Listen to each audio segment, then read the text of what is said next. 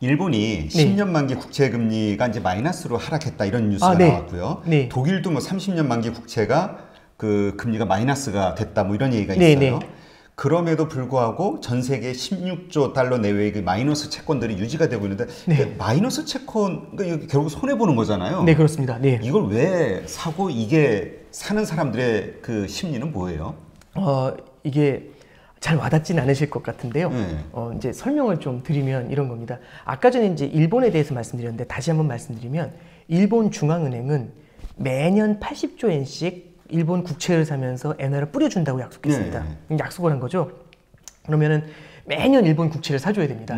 이걸 상황을 뒤집어 보면 그냥 뭐 주식회사 홍길동이라는 회사 주식이 있다고 한번 가정해 볼게요. 이 주식이 유통 물량이 한 이제 어느 정도 되는데 일본 중앙은행이란 큰 손이 이 주식을 매년 80조 엔씩 산다는 거죠. 그럼 이 주식 보유자들은 난리가 나는 겁니다. 왜냐하면 큰 손이 무조건 사준다는 얘기잖아요. 가격이 어떻든 상관없습니다. 80조 엔만큼 사주겠다는 얘기죠. 걔를 매년 사주겠다는 겁니다. 언제까지? 물가가 2%가 올라가는 그날까지 산답니다. 그럼 어떻게 되냐면 제가 만약에 홍길동 주식 보유한 사람이면 홍길동 주가가 10,000배로 뛰어도 그대로 갖고 있을 겁니다. 채권의 가격이 오른다는 건요, 채권의 금리가 내려간다는 겁니다. 마이너스 국채 금리까지 내려가도요, 언젠간 이거보다 더 비싼 가격에 내 채권을 사주겠지라는 생각을 하잖아요. 그럼 얘는 장롱에 쟁여놔야 됩니다. 이제 그런 이슈가 일단 가장 중요한 거라고 보시면 되겠고요. 이제 두 번째 하나 더 말씀을 드리면, 이렇게 일본 국채를 대량으로 구매를 하는 그런 이제 그 주체는 일반적으로 중앙은행이나 아니면 일본의 은행과 같은 기관들입니다. 다른 나라에. 네, 그렇죠. 근데 그 다른 나라도 그렇지만 일본은 일본 자체의 기관들이 좀 많은 편인데요. 지금 이제 이런 걸 보시면 될 것 같아요. 그 일본에 있는 기관들은요, 일본의 은행들 같은 경우는 요걸 조금 보셔야 됩니다. 그 중앙은행이라는 게 존재하고요. 네. 중앙은행 밑에 시중은행이 존재합니다. 그러면서 이제 그 시중은행이 기업이나 개인한테 대출을 해주는 구조죠. 네. 그래서 중앙은행하고 이렇게 그 시중 기업들이 직접 거래는 안 합니다. 뭐 개인적으로 뭐 이렇게 한국은행 대출 받는 분들은 없잖아요. 그렇죠. 한국은행의 계정을 뚫을 수 있는 사람은 한국은행의 계정을 뚫을 수 있는 주체는요, 시중은행만 뚫을 수 있습니다. 그래서 중앙은행하고 시중은행하고 결국 이렇게 그 계정을 뚫어놨는데, 통장을 뚫어놨어요. 일본이 기준금리가 마이너스라는 건요, 이 개인들한테 적용되는 금리가 마이너스라는 게 아니라 중앙은행이 시중은행이 돈이 많이 넘치면 이 돈을 중앙은행에 갖다 박아요. 네. 이게 그냥 넣어 놓습니다. 근데 생각해 보시면 중앙은행이 돈을 막 뿌려가지고 양쪽 하나로 돈을 엄청 뿌렸는데 시중은행이 밑에 대출을 해줘야 되잖아요. 네. 시중은행이 대출을 안 해주고 계속 중앙은행에 갖다 박는 겁니다. 그럼 얼마나 보기 싫습니까? 뭐냐면 이제 이런 거죠.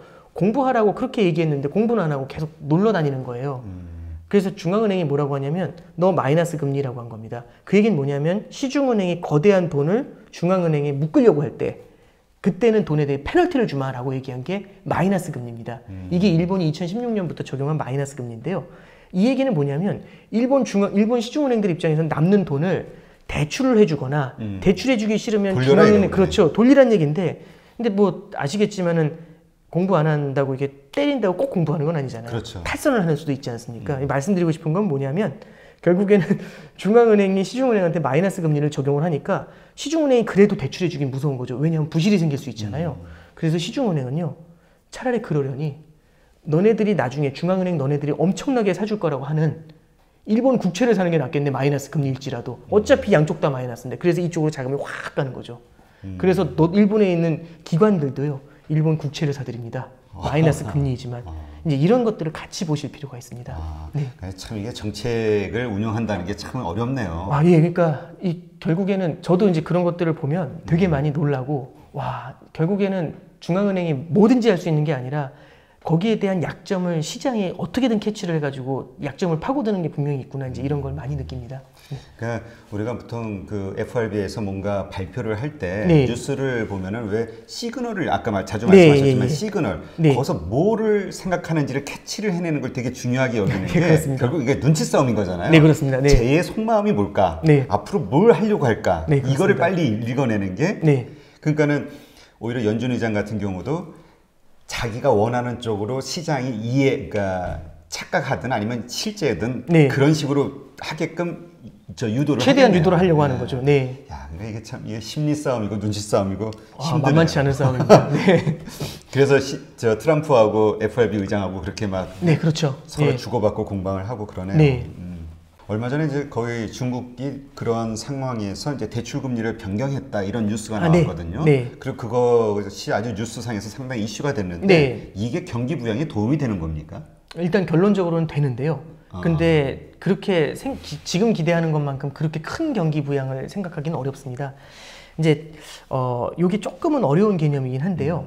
이제 중국은 대출 금리가 고정이 돼 있습니다. 대출 금리가 고정이 돼 있어 가지고요. 우리나라도 원래 그랬어요. 왜 그랬냐면 그 중국이라든지 한국이 이제 이머징 국가 단계였을 때, 초기 단계였을 때는 국내 자본이 많지가 않아요. 그리고 이제 국내 자본이 많지가 않다 보니까 예금을 많이 끌어들일 필요가 있죠. 그래서 예금을 끌어당겨 가지고 얘를 가지고 은행들이 대출을 해줍니다.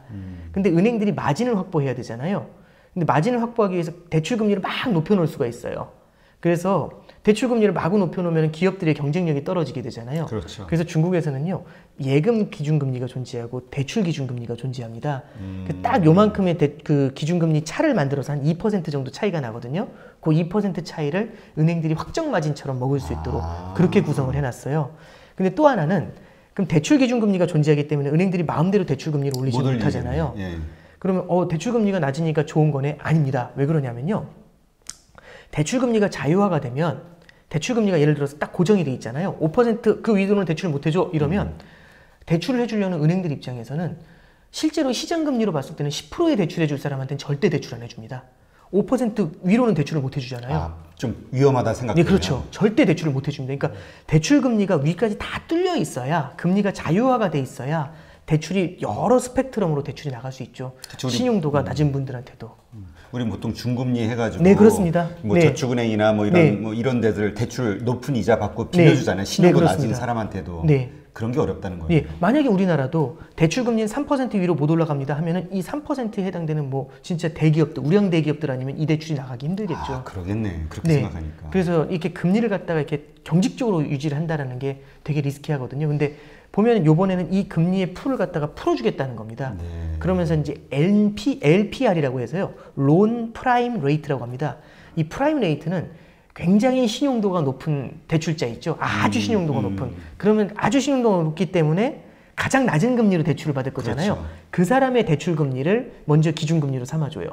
그러면서 신용이 조금 덜할 때마다 이렇게 금리가 조금씩 올라갈 수 있도록. 그러니까 사실상 금리를 갖다가 예전처럼 이렇게 대출금리 얼마 정한 다음에 그 위로는 얼마까지는 못 해줘. 이렇게 딱 닫아버린 게 아니라 이 위로 뚫어준 겁니다.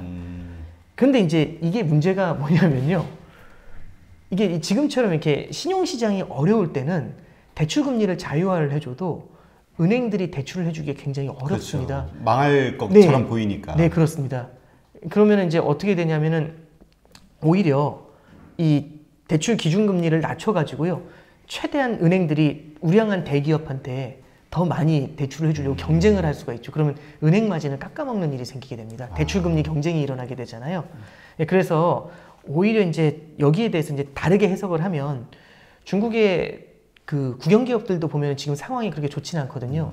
근데 무역 전쟁을 대비해가지고 낮은 금리에 자금 조달할 수 있도록 만들어주는 거 아니냐. 이제 그런 얘기가 나옵니다. 그러니까 실제로 보면은 그런 것들도 시간을 벌어줄 수 있다는 점에서는 중국 국영 대기업들한테 그런 점에서는 이제 경기 부양의 효과가 우회적으로 존재한다. 이건 첫 번째 말씀드릴 수 있고 향후에라도 만약에 중국 경기가 정상화가 되면 이렇게 대출 금리의 스펙트럼을 풀어놨잖아요. 그래서 이렇게 되면 이제 민영 기업들, 신용도가 좀 낮은 민영 기업들한테도 이제 안정적으로 자금이 흘러가는 그런 이제 그 뭐라고 해야 될까요? 은행의 자기 기능이 자정 기능이 이제 생겨나는 거 아니겠나? 이제 그런 기대는 해봅니다. 다만 단기 경기 부양에 대한 효과는 크진 않은 것 같습니다. 네. 그러겠네요. 지금 당장 뭐 배고파 죽겠는데 네, 그렇죠. 건강 생각할 수 없는 거잖아요. 네, 그렇습니다. 영양분 따지고. 네, 그렇습니다. 근데 그러면 그 상단으로 뚫려 있다 그러면은 네. 신용도가 나쁘면 5%든 6%든 7%든 이게 그냥 마냥 뚫려 있는 건가요? 아니면 최고 상단은 막혀 있는 건가요? 지금 뭐냐면은 대출금리 아직 정확한 지침까지 내려오진 않았는데요. 과거에는 그러니까 기존에는요 대출 기준금리의 1.5배 이상으로 대출을 못하도록 막아놨었어요. 근데 이제 그러다 보니까 대출을 구하기 위해서 은행에선 자금을 못 구하는 민영 기업들이 그림자 금융이라는 걸 하게 되죠. 그래서 중국의 그림자 금융이라는 게 되게 유명합니다. 아, 그래요? 그건 뭐예요? 별도의 이제 은행이나 아니면 별도의 증권사나 이런 데서 신탁 상품을 만들어 가지고 대출을 해주거나 P2P 대출이라는 게 혹시 들어보셨잖아요. 피플 투 피플 해가지고 퍼슨 투 퍼슨 해서 그래서 이제 중국에서 그 P2P 그 인터넷 플랫폼을 통해 가지고 P2P 대출이 좀 유행을 했던 바가 있습니다. 근데 이런 것들이 이제 요즘 대규모로 부실이 나고 있죠. 그러니까 그렇게 금리를 갖다 꽉 눌러놓으면은 그런 데서 이제 부작용이 생기는 겁니다. 근데 이제 지금 보면은 LPR을 기준으로 해서 위는 뚫어놨거든요. 근데 다만 이게 한없이 위로 뚫지는 않고요. 이후에 추가적인 지침들이 계속해서 나오면서 결국에는 전면적인 금리 자유화로 가겠지만 지금은 창구 지도라고 해서 이 규정에 대해 지금 바뀐 이런 제도에 대해서 하나하나 이제 미세 조정은 나올 거라고 기대하고 있습니다. 그러니까 지금 어떤 딱 정해진 건 없지만 네, 그렇습니다. 이제 앞으로 이제 상황을 봐가면서 눈치 봐가면서 네, 이제 뭔가 등급을 갖다 제공할 수 있겠죠. 네.